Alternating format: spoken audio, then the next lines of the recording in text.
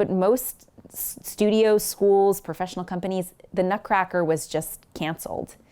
You know, there was no chance of anybody experiencing this. And so I started thinking about, what if I could sort of model that from Our Home to Yours performance of people dancing in their homes, and what if we could do a version of the Nutcracker?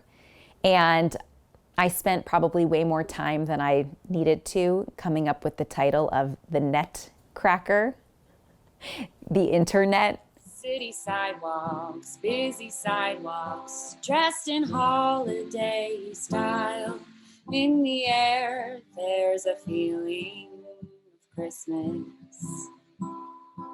When I grew up, I was in the Nutcracker every single year. And a dance company would come to town, could be Pittsburgh Ballet Theater or the Moscow Ballet, and they would host auditions. And it was a real like coming of age kind of experience to be a young dancer and to wear your number and stand and learn information and perform it and be selected and cast in a role and to perform alongside these grown-up dancers. That was a huge part of my upbringing as a young performer. Oops. You know what I did? I muted myself to demonstrate for you. And then I thought, geez Louise. So please go ahead and mute yourselves. I'll stay off mute so that I can give you all the instructions. And as you just heard from our experience with listening to all of the singers from around the country being off of mute, that we are not hearing and seeing things in the same time. And so you can imagine what a challenge that is to learn choreography. And so the 31 community participants that you'll see in this evening's performance, coming from far and wide, they have learned everything over Zoom. And we've spent the past 3 weeks working hard in rehearsals to bring this performance to you. It was a real community event, and it wasn't perfect. And it wasn't about the art. It was about the community. And that was a huge shift for me. As an artist, it's becoming increasingly more important for my community to be represented inside of my art. We're going to get started with the Netcracker, and this is one of my eldest, stories here. One of my very old copies from when I was a kid. And the story of the Nutcracker begins at a party. I had approached the dancers, Nicole, Hannah, and Talia, from Our Home to Yours, and I told them that I was thinking about hosting something for the holidays, hosting, a soiree, a happy hour, something that maybe they could do a couple little ditties in their home, and we could have mingling and mixing and all those sorts of things for our community, because I felt like the holidays were going to be really hard.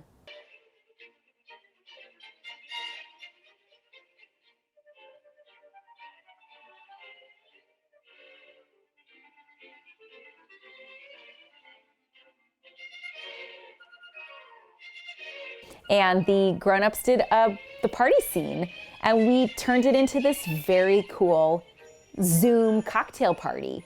And there were these very clever moments where the opening scene, everyone was kind of setting the scene of their home space. They were Swiffering and fluffing pillows, sort of what you would do when you're getting ready for a Zoom party. All of us by that point had been on a million Zoom parties. And so, you open your computer and you turn on your Zoom camera and you sort of, check yourself out, and then you join the party, right? And you make sure, like, what's in my view. And so we kind of use that real experience to build this choreography. And so I had a really fun opportunity to take this traditional story and to think about how to put it into this Zoom space.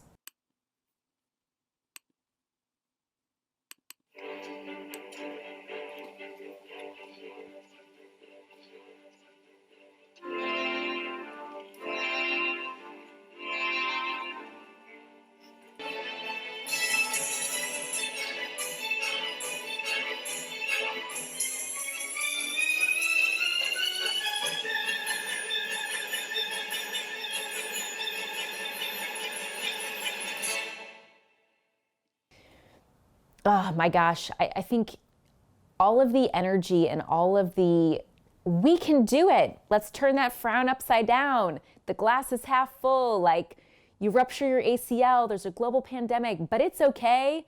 I'm going to be creative and I'm going to like dig out of this hole and find a new way to work and like be excited by it. And by December, I had nothing left in my tank. I had to lean into our audience and into people and to trust that it was going to bring me joy. And oh my gosh, did it. It was so cool.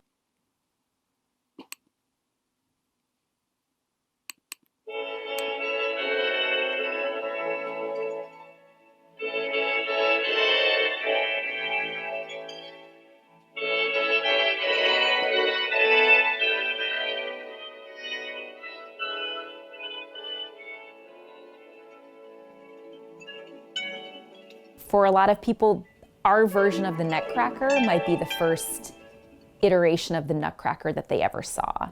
And I wanted to make that a really important experience for people. And as a dance advocate and a dance ambassador, and as someone who strives to bring new people into the dance family and the dance community, that is a real big moment of pride, and it's a privilege for me to bring people into dance that way.